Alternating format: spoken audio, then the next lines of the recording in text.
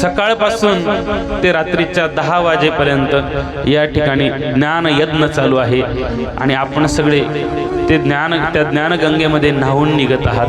अगदी मनसोक्त सकाळी 2 तास, दुपारी 2 तास, रात्री 2 तास. आणि ते ज्ञान श्रवण केल्यानंतर नुसतं श्रवण करायचं नाही, तर ते ज्ञान आत्मसातही करायचंय. आत्मसात केल्यानंतर काय होईल?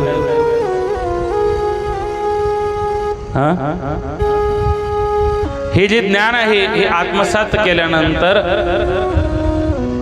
ते आपल्याला आचरणात आणायचंय. मग तुम्ही म्हणसाल की बाबा तुम्ही जे सांगितलं ते आचरणात आणायचं, मग आता तुम्ही देवांच्या लीळा सांगितल्या, मग त्या लीळा आचरणात आणायच्या का? लीळा आचरणात नाही आणायच्या, त्या लीळा विचारात आणायच्या आहेत. विचारात म्हणजे आठवणीत आणायच्या आहेत. आणि त्या लीळा आठवल्यानंतर तुमचं जे हृदय आहे ना हे भरून येणार आहे. जे देवानी केलं ते आपल्याला करायचं नाहीये, जे देवानी सांगितलं ना ते आपल्याला करायचं. लक्षात घ्या. गोविंद प्रभू महाराजांची कथा आपण श्रवण करीत आहोत. दुर्मिळ कथा आहे हे, लक्षात घ्या.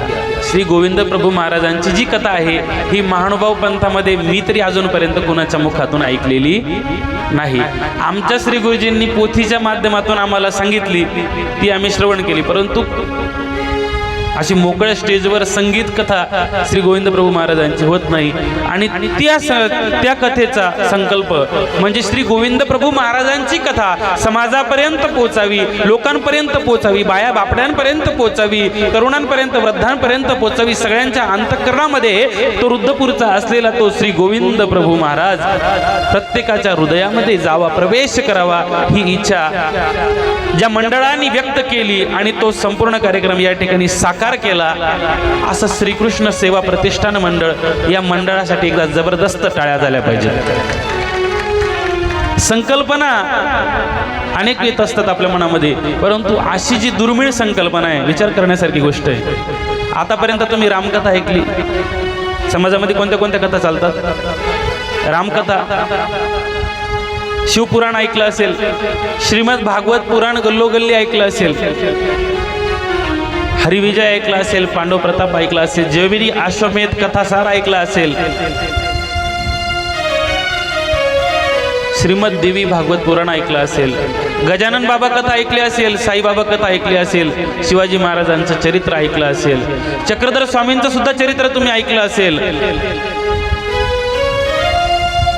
परंतु श्री गोविंद प्रभू महाराजांची कथा ही अत्यंत दुर्मिळ आपल्याला या ठिकाणी ऐकायला मिळते. त्या कथेसाठी, ती कथा तुमच्यापर्यंत मांडण्यासाठी आता मी किती कष्ट घेतोय हे त्यांना माहिती आहे. मी ज्यांच्या घरी राहतोय हे त्यांना चांगलं ठाऊक आहे. आणि म्हणून अगदी शांततेने कथा श्रवण करा, कथेचा आनंद घ्या आणि त्या चौथ्या नामाचं स्मरण करत करत, लीळा आठवत आठवत तो देव आपल्या हृदयापर्यंत कसा पोहोचेल याचा प्रयत्न करा. प्रभु इस दिल में क्या रखा है, प्रभु इस दिल में क्या रखा है, तेरा ही नाम छुपा है, तेरा ही नाम छुपा रखा है. प्रभु इस दिल में क्या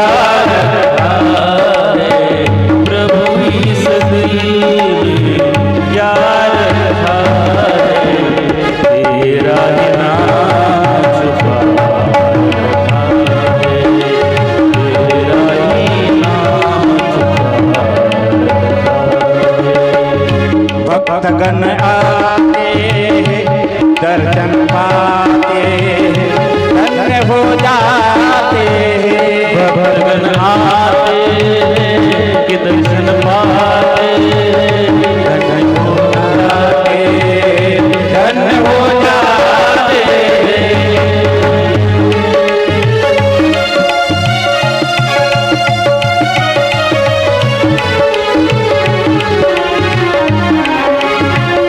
भक्तगण आते हैं, दर्शन पाते हैं, धन्य हो जाते हैं. भक्तगण आते हैं, दर्शन पाते हैं, धन्य हो जाते हैं, धन्य हो जाते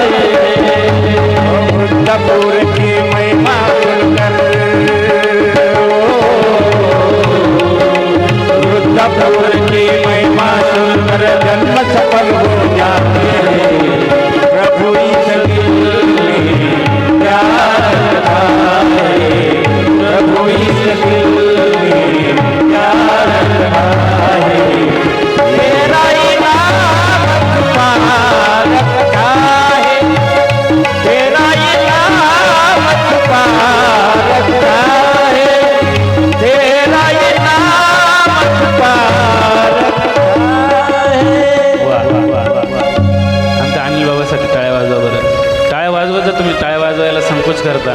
मी तुम्हाला सुरुवातीला त्या बाईची गोष्ट सांगितली ना, विसरले वाटतं, विसरले का? हां, ती बाई टाळ्या वाजवा टाळ्या वाजवा टाळ्या वाजवा म्हटलं, ती बाई म्हणे हां मी काल वाजू म्हणे, असे हात करून घेतले. कथा झाली आणि ती घरी गेली आणि मेली. कथा झाल्या झाल्याच मेली. इथं नाही म्हणाल तसं, तिकडची गोष्ट आहे. आणि तिला दुसरा जन्म भेटला आणि त्या दुसऱ्या जन्मामध्ये गेल्यानंतर तिला टाळी वाजवल्याशिवाय खायला भेटत नव्हतं असं. म्हणून टाळी वाजवत जा.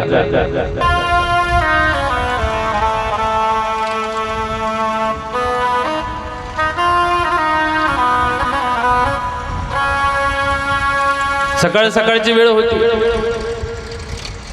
आणि तिकोपाध्यायांना प्रश्न पडला. सगळी ती तयारी केलेली आहे, सगळी तयारी झाली, लेकीला आणायला जायचं आहे. आणि लेकीला आणायला जाण्यासाठी तिकोपाध्यायांनी सगळी तयारी केली. आंघोळ वगैरे सगळं, मर्दाना स्वतःची आंघोळ वगैरे, कपडे वगैरे घातलेले आहेत, बैलगाडी साफसूफ केलेली आहे, त्याच्यावर ते वरचा टोपही लावलेला आहे. आणि तो टोप लावल्यानंतर आता वाड्यामध्ये गेलेले आहेत, खळ्यामध्ये गेलेले आहेत. आमच्याकडं वाडा, आमच्याकडं खळं म्हणतात, तुमच्याकडं काय म्हणतात? वाडा. वाड्यामध्ये गेलेले आहेत आणि वाड्यामध्ये गेल्यानंतर त्या ठिकाणी बघितलं तर त्या ठिकाणी बैल नाही आहे, एकच बैल आहे. त्यांचा बैल सुटलेला होता. आता तिकोपाध्याय अस्वस्थ झाले, इकडे तिकडे शोधू लागले. मुलीला घ्यायला जायचंय, उशीर होतोय. इकडे गायत्री वाट पाहते की माझे बाबा येतील आणि मला वृद्धपूरला घेऊन जातील.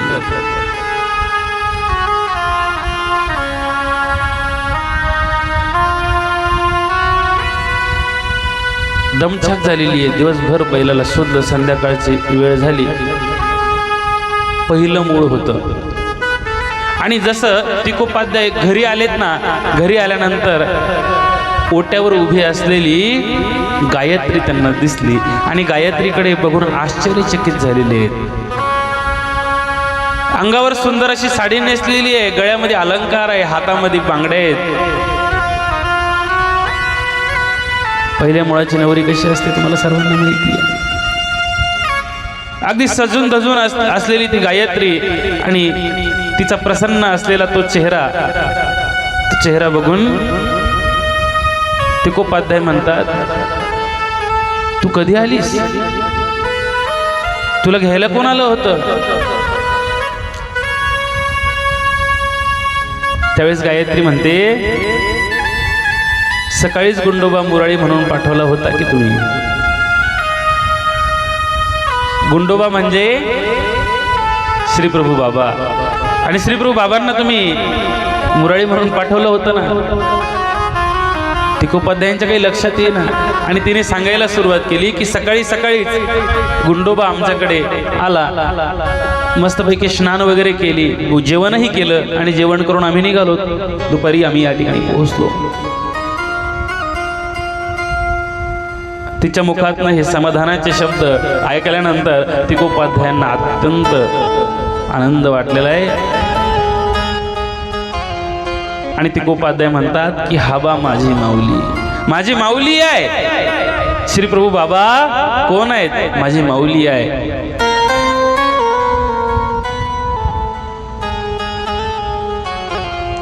हा माझा खरा सोयरा आहे. सोयरा जर जोडायचा असेल ना तर तो अशा पद्धतीने जोडला गेला पाहिजे. आमचे एक महानुभावीय कवी फार सुंदर वर्णन करतात. आम्ही संसारामध्ये राहत असताना अनेक सोयरे धायरे जोडतो, त्यांच्याशी संबंध नाते जोडत असतो, परंतु ती सोयरे आमच्या कामाला येणारी नाहीत. आमच्या कामाला येणारा जो सोयरा आहे तो म्हणजे परमेश्वर आहे. आणि म्हणून कवी म्हणतात, सोयरा परमेश्वर जोडा, सोयरा परमेश्वर जोडा,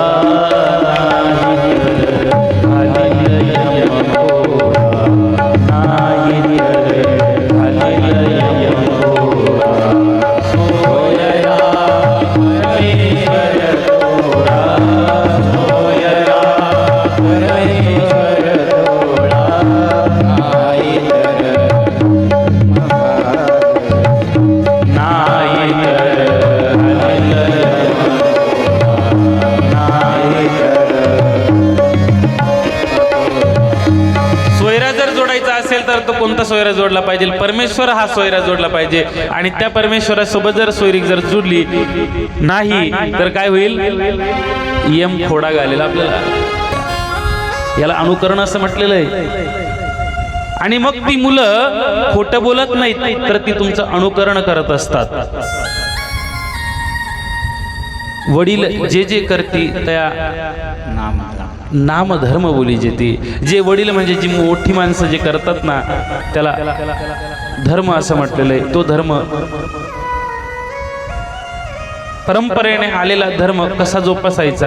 मग तो अधर्म असू द्या नाही तर धर्म असू द्या नाही तर अधर्म असू द्या, तोही ते सगळंच शिकत चालतात. चांगलंही शिकतात वाईटही शिकतात. काल परवा बाबांनी प्रवचनातून सांगितलं ना की छोटासा असलेला मुलगा त्याला तुम्ही बिडी आणायला सांगता. बिडी आणायला गेलेला मुलगा आजोबांकडे पाहतो. आजोबांकडे पाहिल्यानंतर त्याला गंमत वाटते की अरे वा असं असतं ते. आणि मग आपण त्याला कौतुकाने म्हणतो बाळ्या सांग बरं तुझे आप्पा बिडी कशी वाटतात. मग तो असं करून दाखवतो नाही का. हे अनुकरण आहे. हे शिकवावं लागतं का? शिव्या शिकवावं लागतात का मुलांना? अशी एखादी शाळा आहे का? अशी एखादी गुरुजीत का? गुरुजी असे आहेत का? मुलांना चला बरं आम्ही तुम्हाला मस्त शिव्या शिकवतो. आमच्याकडे एक से बडकर एक शिव्या शिकवल्या जातील. शिव्यांचे classes, English classes, Marathi classes, coaching classes, CIT, MSCIT सगळ्या गोष्टीचे क्लासेस आहेत. पण शिव्या शिकवणारे क्लासेस आहेत का? शाळा आहे का? का रे मुलांनो, तुम्हाला तुमच्या आईवडिलांनी सांगितलं का की पिंट्या अशी शिवी द्यायची? तुझा दोस्त जर असं तुला जर म्हटलं तर तू त्याच्या आई बापाचा असा उद्धार करायचा. असं कधी शिकवलं का तुमच्या आईवडिलांनी तुम्हाला? नाही. मग तुम्ही शिव्या कुठे शिकले? कुठे शिकले? पप्पा ज्यावेळेस मम्मीला बोलत होते त्यावेळेस तुम्ही ऐकलं, किंवा मम्मी ज्यावेळेस पप्पाला बोलत होती आणि पप्पा ज्यावेळेस मान खाली घालून ऐकत होता त्यावेळेस तुम्ही ऐकलं ना त्या शिव्या. का ग ठकी? कधी ऐकल्या? हे संस्कार आहेत, लक्षात घ्या.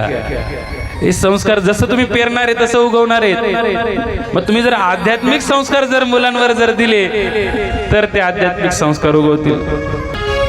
जसं एखादी पत्नी आहे आणि एखादी पत्नी सकाळी लवकर उठलेली आहे, तिने पटकन तिची आंघोळ केलेली आहे, कपडे धुतलेले आहेत, नवऱ्याचे कपडे धुतलेले आहेत, वाळत घातलेले आहेत, सगळं घरातले कामं केले, झाडझूड केली, देवाला देवपूजा उठवलेली, देवाला गंध अक्षता लावली, देवाला स्नान घातलेले, लहान लहान मुलं झोपलेले आहेत त्यांना उठवलं, त्यांना गरम पाण्याने आंघोळ पांघोळ घातली, सगळं केलं. मालक उठलेले आहेत, मालकांना सुद्धा तिने गरम पाणी दिलेलं आहे, मालकांचे कपडे अंडरपॅन्ट बनेन सर्व टावेल बिवेल सगळं स्वच्छ धुवून टाकलं, वाळत घातलेले आहेत कपडे, सगळं कामं घरातले केलेले आहेत, स्वयंपाकही केलेला आहे, भाजी बनवली, भात बनवला, पोळी बनवली आणि मालकांचे आंघोळ होईपर्यंत देवपूजा करेपर्यंत त्यांना चहा बनवून दिलेला आहे, त्यांनी चहा पिलेला आहे आणि डबा त्यांच्या हातामध्ये दिलेला आहे. आणि डबा घेऊन आता ते निघाले. आणि डबा घेऊन निघाल्यानंतर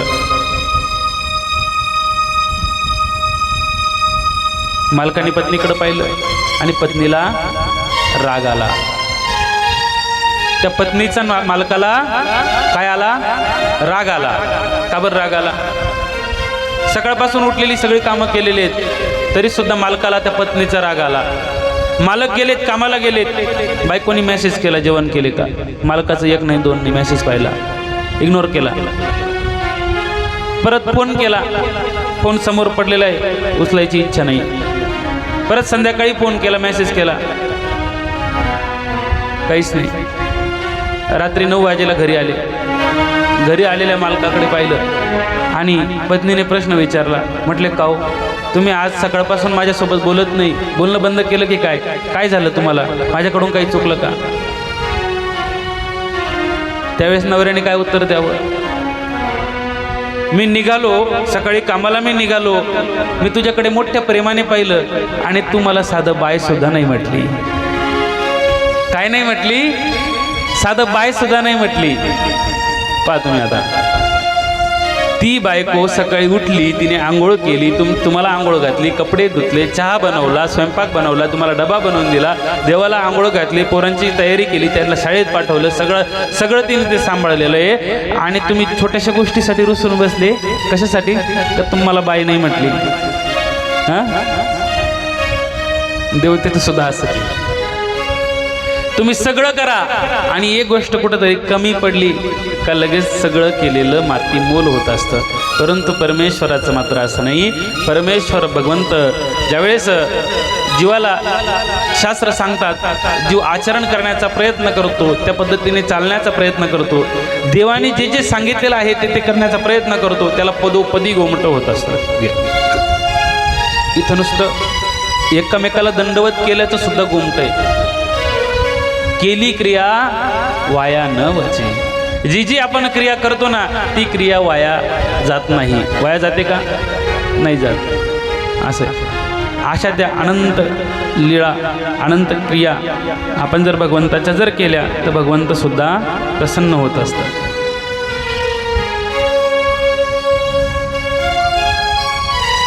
श्रीप्रभू बाबा खाटकांच्या घरी जायचे. खाटकांच्या घरी गेल्यानंतर त्या ठिकाणी ती खाटीक मंडळी, खाटकांचं काय काम असतं? काय काम असतं खाटीक लोकांचं? हां, काटछाट करणे. ते मांस कापायचे आणि ते मांस त्या ठिकाणी श्रीप्रभू बाबा जायचे. श्रीप्रभू बाबा ते मांस उचलायचे, एका बाजूला ठेवायचे, ते हाडं एका बाजूला ठेवायचे आणि ते सारखं करायचे. श्रीप्रभू बाबांचे हात रक्ताने माखून जायचे. असा खेळ करायचे. अधूनमधून त्या खाटकांकडे श्रीप्रभू बाबा जायचे, परत ते मांस ह्या बाजूला करायचे, इकडचं मांस त्या बाजूला करायचे आणि श्रीप्रभू बाबा म्हणायचे की आता सारखे होय, आता सारखं झालं माप. कशाचं? मांसाचं माप सारखं झालं म्हणे आता, नाही तर हे कमी होतं, ते कमी होतं. खाटीक म्हणतात गोसावी ऐसे करता, ऐसे काही करा ना काही. गोसावी बाबा आपण असं का करता? हे आम्ही आमच्या पद्धतीने ठेवलंय. बरोबर. देव म्हणतात नाही, आता सारखं केलं म्हटलं, मी व्यवस्थित केलं, कमी नाही जास्त नाही. असं जे की दिवशी हे खाटीक त्यांचं काम करत आहेत. सकाळ सकाळची वेळ आहे आणि श्रीप्रभू बाबा गेलेले आहेत. श्रीप्रभू बाबा त्या ठिकाणी गेले आणि उकड आसन म्हणजे एक पाय सरळ केलेला आहे आणि दुसरा पाय त्या पायावर मांडीवर ठेवलेला आहे वाकडा करून. असे श्रीप्रभू बाबा त्या ठिकाणी बसलेले आहेत आणि तिकोपाध्याय सकाळी सकाळी बाजाराला निघालेले आहेत. बाजार हाटामध्ये ते जात आहेत आणि बाजार हाटामध्ये जात असताना त्या खाटकाच्या त्या दुकानाकडे त्यांचं लक्ष गेलं आणि ते लक्ष गेल्यानंतर श्रीप्रभू बाबांनी त्या श्रीप्रभू बाबांकडे या तिकोपाध्यायांनी पाहिलं आणि तिकोपाध्यायांच्या मनात असं आलं की आज आपल्याला काय घालायचंय? पित्र घालायचे. आणि ते पित्र घालण्यासाठी आपल्याला पटकन तयारी करावं लागेल, कारण श्रीप्रभू बाबा या ठिकाणी बसलेले आहेत. श्रीप्रभू बाबा जर घरी जर आले आणि त्यांनी जर शिवाशिव जर केली तर आपल्याला पित्र घालता येणार नाही. श्रीप्रभू बाबांना कुठपर्यंत आवडावं काही समजायलाच मार्ग नाही. असं मनामध्ये खंती करू लागले, दुःख करू लागले, परंतु बोलू शकत नव्हते. आणि म्हणून आता स्वतःच्याच मनाशी बोलू लागले. तिकोपाध्याय म्हणतात की आता पटकन जातो, बाजार करतो आणि श्रीप्रभू बाबा घरी येण्याच्या अगोदर आपण जाऊन सगळं ते पित्र वगैरे टाकून ते श्राद्ध वगैरे ते सगळं श्राद्धाचा सगळा विधी करतो. आता हे बाजारामध्ये गेलेले आहेत, बाजार बिजार केलेला आहे आणि निघालेले आहेत. घरी आले तर घरी आल्यानंतर तिकोपाध्यायांनी पाहिलं श्रीप्रभू बाबा रक्ताने माखलेले हात तिकोपाध्यायांच्या रांजणामध्ये धुत आहेत. ते पाहिल्यानंतर तिकोपाध्याय खूप वाईट वाटलं.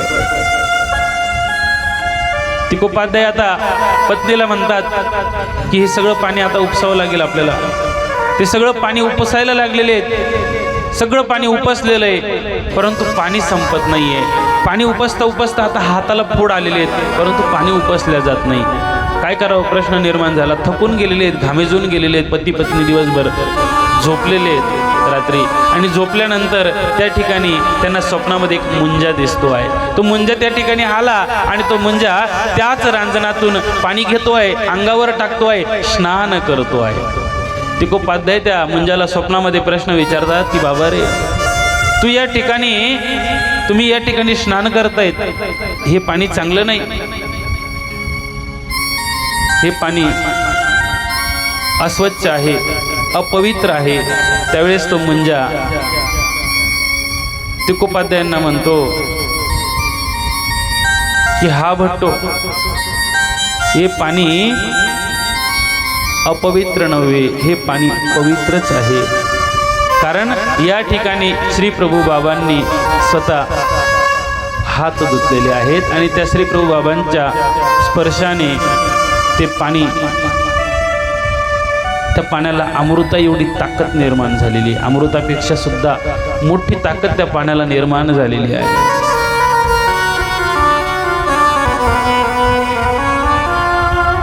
असं सांगितल्यानंतर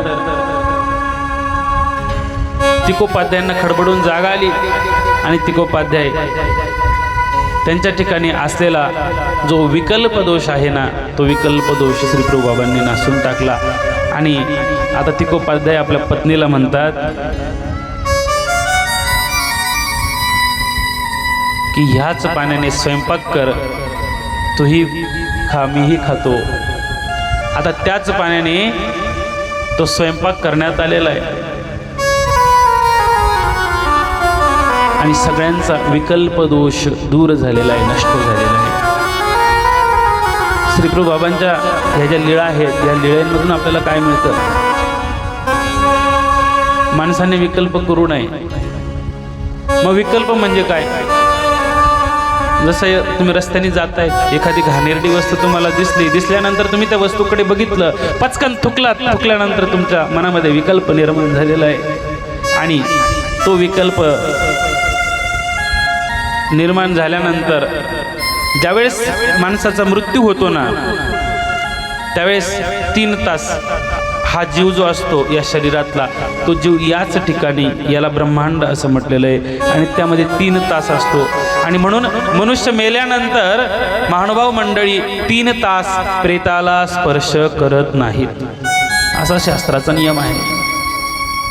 या 3 तासामध्ये त्याला अंतिकाचं दुःख भोगवलं जातं. त्या जीवाला अंतिक नावाचं एक प्रकार आहे.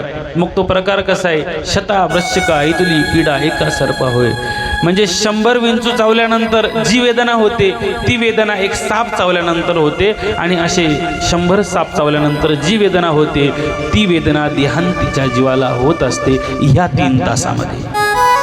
ह्या 3 तासांच्या नंतर हे आपण जे छिछी थुतू केलेलं आहे ना, याचं प्रायश्चित आपल्याला मिळत असतं. मग जो अगोदरचा जो प्रकार आहे अंतिकाचं जे दुःख आहे 3 तासाचं, ते अंतिकाचं दुःख का मिळतं?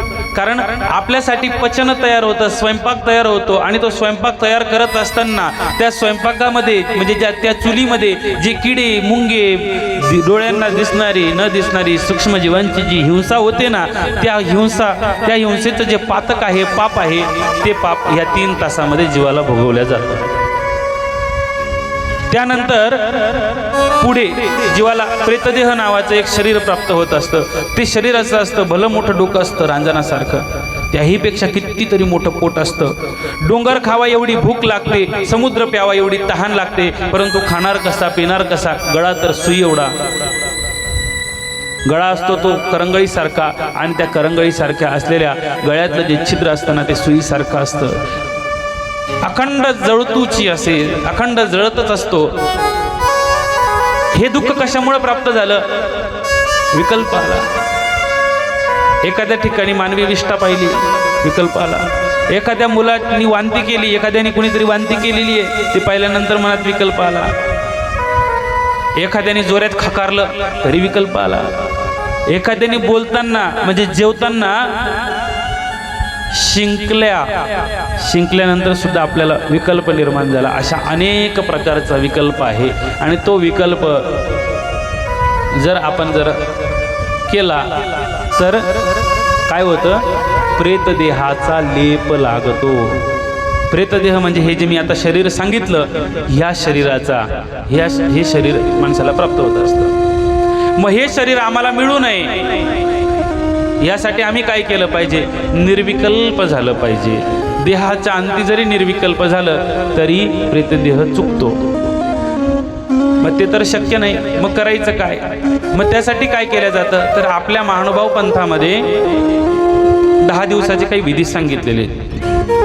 ते विधी असे आहेत. ईश्वर का ज्ञानिया म्हणजे परमेश्वर अवतार. परमेश्वर अवताराने एक घास जरी ग्रहण केला ना तरी सुद्धा त्या जीवाचा प्रेतदेह नासतो. का ज्ञानिया म्हणजे जर परमेश्वराचा जर ज्ञानिया जर असेल, परमेश्वराचा जो ज्ञानिया आहे त्या ज्ञानियाने जर ते भोजन केलं तर त्या जीवाचा विकल्प नासतो. म्हणून विकल्प करू नका. आणि तो विकल्प तिकोपाध्यायांनी करू नये म्हणून आमच्या श्री प्रभू बाबांनी त्यांचा विकल्प अशा पद्धतीने नासण्याचं काम केलेलं आहे.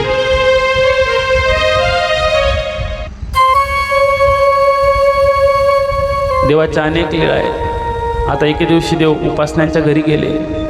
पती पत्नी दोघंही झोपलेले आहेत. दोघांच्या मध्ये जाऊन झोपले. दोघंही अंथरुणावरून उठलेले आहेत. पती पत्नी देवाला म्हणतात, त्या उपासने आपल्या पत्नीला म्हणतात की अगं आपल्याकडे देव आले, श्रीप्रभू बाबा आलेत म्हणे. देवांसाठी छानपैकी झोपण्याची व्यवस्था कर. आता ती चादर आहे, ती चादर ती झटकते, उशी झटकते, चांगल्या प्रकारे ती व्यवस्थित टाकते आहे, बाज टाकते आहे आणि गादी टाकते आहे. गादी वगैरे टाकलेली श्रीप्रभू बाबा आता त्या ठिकाणी बसलेले आहेत. आणि श्रीप्रभू बाबा त्या ठिकाणी बसल्यानंतर श्रीप्रभू बाबा झोपलेत. थोड्या वेळाने उठलेत, पाणी पिलंय, गुळणा केलेला आहे. आणि श्रीप्रभू बाबा काय म्हणतात?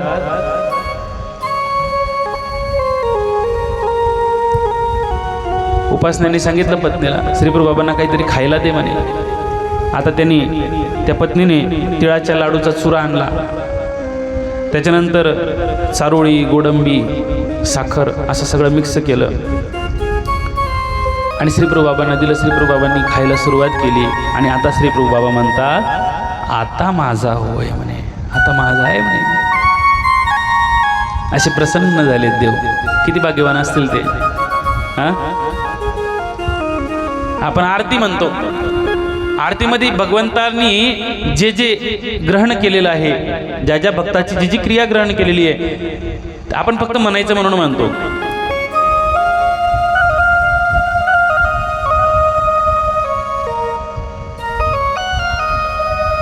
परंतु ते लीळा आठवतो का? ते लीळा आम्हाला आठवता आल्या पाहिजे. मग त्या लीळा कशा आहेत? तर कवी म्हणतात, पंच अवतार आरोगणेला यावे उपहार स्वीकार. पंच अवतार आरोगणेला यावे उपहार स्वीकार. पंच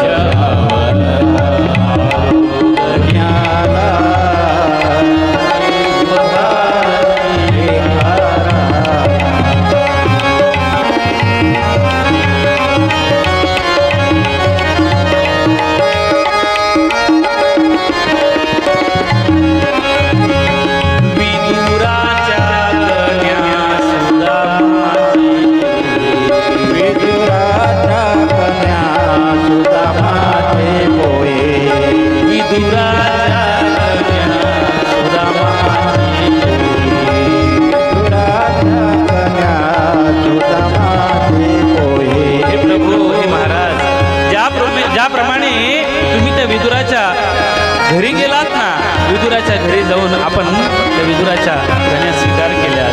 सुदामजीचे ते पोहे स्वीकार केले. अगदी अशा पद्धतीने आपण माझ्या सुद्धा त्या क्रियेचा स्वीकार करावा.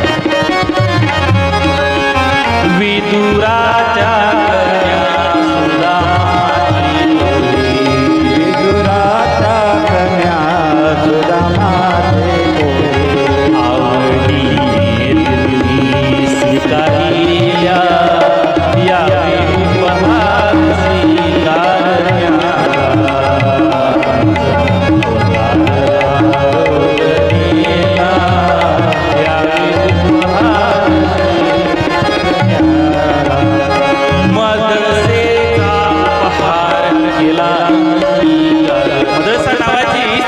दत्तात्रय महाराजांची भक्त होती आणि त्या मदरसा राणीने देवाला विनंती केली की हे प्रभू आमच्या उपहाराचा स्वीकार करावा.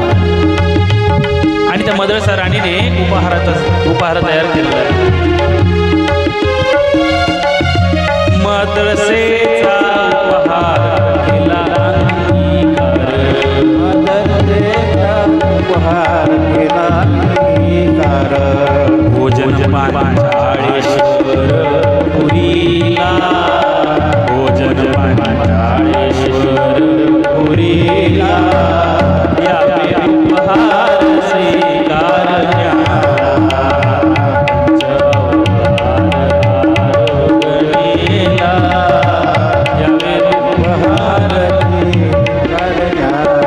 आता तिसऱ्या अवताराबद्दल सांगतात.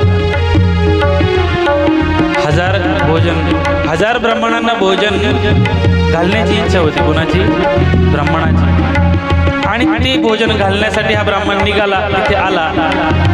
श्री चक्रपाणी महाराज म्हणजे श्री द्वारावतीकार महाराजांचा योग त्याला प्राप्त झाले. बघा तुम्ही, परमेश्वर अवताराचा योग प्राप्त झाला. आणि म्हणून ते म्हणतात सहस्र भोजनाचे पुण्य ब्राह्मणास, भोजनाचे पुण्य ब्राह्मणास, दिले चक्रपाणी महाराजा, दिले चक्रपाणी महाराजा, यावे उपहार स्वीकार न्या.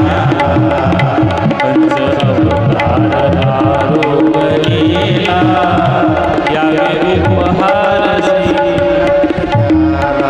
आणि आता अजून एक विनंती करतात. काय विनंती करतात? श्री प्रभू राया स्वीकार करून घ्या. प्रभू राया स्वीकार करून घ्यावा. आमच्या श्री प्रभू बाबांना ती विनंती करतायत. कवी बघा तुम्ही, श्री प्रभू राया स्वीकार करून घ्या. हे श्री प्रभू बाबा, आमच्या घरी आम्ही जो काही पदार्थ तयार करू, जो काही असेल, भाजी भाकर जे काही असेल ते आपण अगदी प्रसन्नतेने स्वीकार करा, अगदी प्रसन्नतेने. आणि ही करबद्ध प्रार्थना आम्ही श्री प्रभू बाबांना करत आहोत. ती प्रार्थना करता आली पाहिजे. नाही नुसतं देवासमोर उपार ठेवून द्यायचा, पाणी सोडून दिलं, मोकळे झाले असं नाही. त्या देवाच्या समोर गाठी घेऊन आपल्याला बसता आलं पाहिजे. ती विनंती करता आली पाहिजे. त्या लीळा आठवता आल्या पाहिजे. त्या आबाईसा, दररोज त्या आबाईसांचा उपहार श्री प्रभू बाबा स्वीकार करायचे. त्या महादाईसाचा उपहार स्वीकार करायचे. उपासनांचे हे खाजे या लीळेमध्ये आपण श्रवण करीत आहोत, हे उपासनांचे हे खाजे श्री प्रभू बाबांनी स्वीकार केलेले आहेत. त्या गवळणींचं दही दूध श्री प्रभू बाबांनी स्वीकार केलेलं आहे. अनेक भक्तांचं अनेक पदार्थ श्री प्रभू बाबांनी स्वीकार केलेले आहेत. अशी ती विनंती श्री प्रभू बाबांना करायची आहे. आणि श्री प्रभू बाबांना ती उदरव्यथा होती. आणि आता श्री प्रभू बाबा भक्त मंडळीला सांगतात. काय सांगतायत? वाजेश्वरी जायचे म्हणे, वाजेश्वरीला गेलं पाहिजे. वाजेश्वरीशी उपहारू करावा म्हणे. वाजेश्वरीला, वाजेश्वरी नावाची देवता आहे. मग त्या देवतेला भगवंतांनी उपहार केला. तुम्ही म्हणसाल हा जरा विलक्षण कार्यक्रम दिसतोय. इकडे तुम्ही म्हणताय की परमेश्वर हा श्रेष्ठ आहे, देवता हे त्याच्या बांधलेल्या आहेत. आणि मग देवाने देवतेला उपहार करावा. ती जी देवता होती ती श्री प्रभू बाबांच्याच संबंधित होती आणि ती आपल्यासाठी त्या ठिकाणी ठेवलेली आहे. त्या भक्तांच्या माध्यमातून देवाला तो विधी करून घ्यायचा आहे. ती क्रिया करायची आहे. ती क्रिया कशा पद्धतीने करावी हे आपल्याला दाखवायचं आहे. आणि म्हणून श्री प्रभू बाबा भक्तांना आदेश देतात. काय म्हणतात? की वाजेश्वरी जायचे आणि वाजेश्वरीशी उपहारू करावा म्हणे. वाजेश्वरीला उपहार जर केला तर माझी पोटदुखी थांबेल, असं आबाईसांना भक्तांना कोठळोबा सांगताय. माई भट्टांना श्री प्रभू बाबा सांगतात.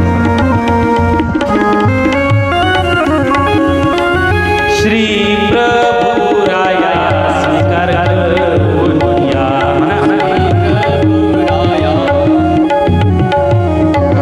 श्री प्रभू राया स्वीकार करून या.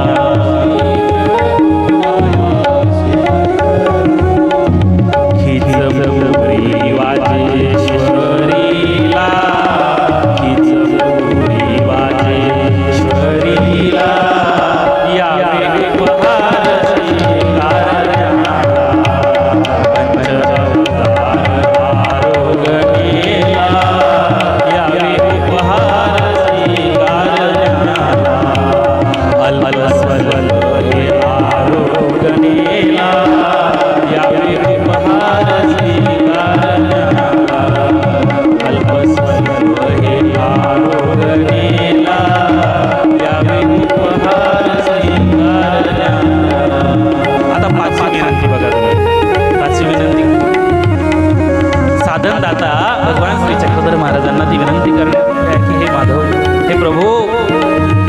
त्याप्रमाणे आपण त्या प्रभू परमात्म्या त्या भक्ताची भाईदेव नावाच्या त्या भक्ताची उष्टी बोरे स्वीकार केली. दुपारची वेळ झालेली आहे. हा भाईदेव गेलेला आहे, बाबांसाठी बोरं आणतोय. पण त्याने विचार केला की अरे देवाला जर आपण जर बोरी दिली आणि ती बोरं जर आंबट निघाली तर मग काय करावं, देव नाराज होतील.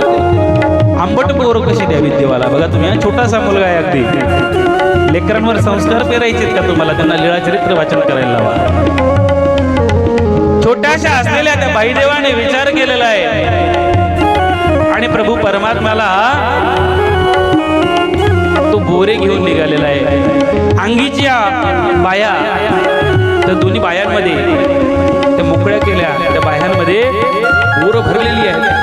दोन्ही बायांमध्ये बोरं भरली आणि आता ही बोरं घेऊन आता हा स्वामींकडे निघाला.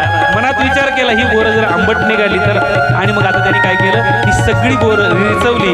एका ठिकाणी झाडाखाली बसलेलं आहे, सगळी बोरं रिचवली आणि त्यातनं एक एक बोर चाकून पाहू लागला. जे बोर आंबट असेल ना ते फेकून द्यायचं, जे गोड असेल ना ते बाहेर भरायचं. परत तसंच करायचा. परत जे आंबट असेल ना ते फेकून द्यायचा, गोड असेल ते भरून घ्यायचा. अशी दोन्ही बायांमध्ये ती गोड गोड बोर भरलेली आहेत. स्वामी बसलेले आहे, दुपारचा पूजावसर झालेला आहे आणि बाईसा दुपारच्या पूजावसराची तयारी करतायत. दैदिप्यमान सुंदर श्रीमूर्त स्वामींची 32 अक्षरांनी युक्त गौरवर्ण स्वामींची ती श्रीमूर्त आखीव रेखीव कान नाक डोळे आणि असे आमचे स्वामी ओट्यावर विराजमान झालेले आहेत. भिंगारला स्वामींचं वास्तव्य आहे आणि भिंगारला स्वामी विराजमान झालेले आहेत ओट्यावर. आणि आता छोटासा असलेला हा बालक, हा मुलगा तो समोरनं येतो आणि स्वामींच्या समोर अंगीची या बाया खाली करतोय. ही जी अंगी आहे या अंगीच्या ह्या ज्या बाया आहेत या खाली करतो आणि त्यातनं ते बोरं रिचवतो आहे. ती बोरं स्वामींच्या समोर ठेवतो आहे आणि स्वामींना विनंती करतो की जीजी स्वीकारी जोजी, बोरं स्वीकार करा. स्वामींनी त्या बोरांकडे पाहिलंय, बाईदेवाकडे पाहिलेलं आहे. प्रत्येक बोराला दात लावलेला आहे, चाखून पाहिलेलं आहे. चाखून म्हणजे पूर्ण चाखून नाही पाहिलेलं, फक्त दात लावून एक बाजूला कुठेतरी बोर उष्टच झालं ना. आणि स्वामी मोठ्या प्रेमाने ते बोर उचलतात. छोट्याशा असलेल्या त्या बाळाकडे, त्या बाईदेवाकडे पाहतायत आणि बोर खातायत. बाईसा आल्या, बाईसांनी गंमत पाहिली का लेकरांनी बोरं आणले. उष्टी बोरं स्वामींच्या समोर विचवलेली आहे आणि आमचे स्वामी बोरं खातायत. आणि बाईसा आता त्या पोरावर रागवतात की पोरं काय करतोयस हे तू, बाबांना उष्टी पोरं कशी काय खाऊ घालतोस. त्यावेळेस आमचे स्वामी म्हणतात की बाई, बोरं जरी उष्टी असतील पण याचा भाव उष्टा नाही, याचा भाव मात्र चांगला आहे.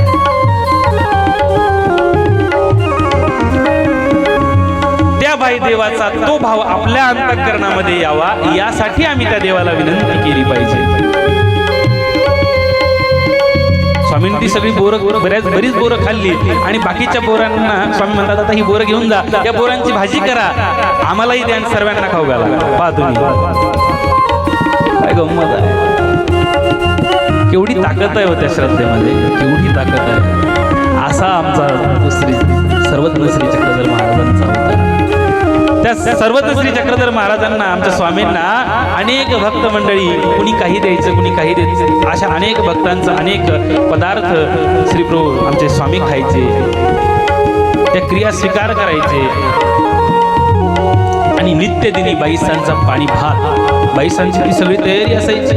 असा अस्वच्छ कार्यक्रम नव्हता, अव्यवस्थित कार्यक्रम नव्हता, ओबडधोबड कार्यक्रम नव्हता, व्यवस्थितपणा होता, टापटीपणा होता.